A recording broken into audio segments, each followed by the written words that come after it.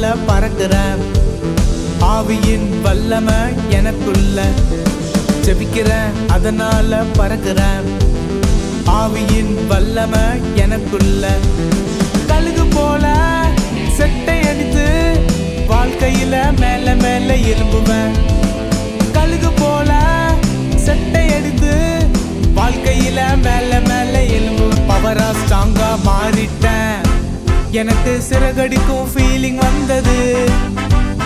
பவரா ஸ்ட்ராங்கா மாறிட்டேன், எனக்கு சிறகடிக்கும் ஃபீலிங் வந்தது.